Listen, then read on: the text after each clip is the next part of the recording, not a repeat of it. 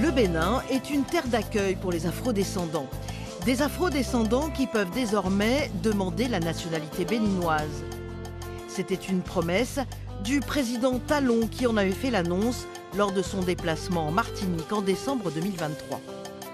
Il y avait une demande de la part des afrodescendants, notamment des Antilles, mais pas que. Et évidemment, chez nous également, nous avions ce besoin de nous reconnecter à nos frères. Nous avons pensé qu'il était essentiel que nous puissions nous réconcilier avec notre passé. Une satisfaction pour Aksamia. Installée à Cotonou depuis 5 ans, elle et sa famille ont obtenu la nationalité béninoise il y a 1 an. La Martiniquaise a toujours milité pour l'obtention de la citoyenneté béninoise à tous les afrodescendants.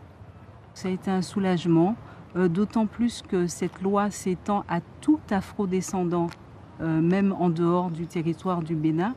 Donc je trouve que c'est vraiment une belle réparation. C'est aussi un rétablissement de notre droit au retour sur la terre de nos ancêtres. Kwame vit à 1 heure de Cotonou, à Calavi. Après 2 ans d'aller-retour entre la France et le Bénin, il a sauté le pas il y a 4 mois. Le Guadeloupéen a le projet de créer une exploitation agricole. La nouvelle loi tombe à point nommé. Quand on avait décidé de s'installer, forcément, elle n'était pas encore en vigueur, même on ne connaissait pas son existence.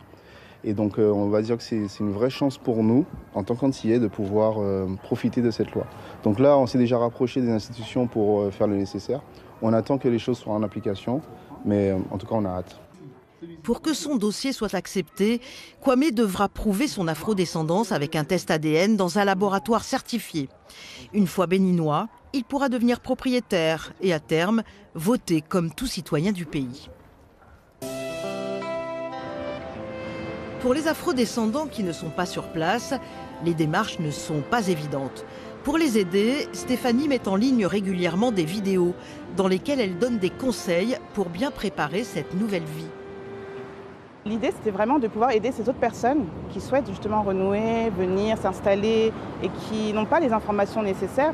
Leur dire que c'est possible, d'autres l'ont fait, qui vont galérer, ça c'est sûr, vous allez galérer, mais voilà, c'est tout à fait faisable. Stéphanie vit ici depuis 3 ans et souhaite devenir béninoise. Comme elle, ceux qui s'apprêtent à faire cette demande ont en commun ce désir de retour sur la terre-mère.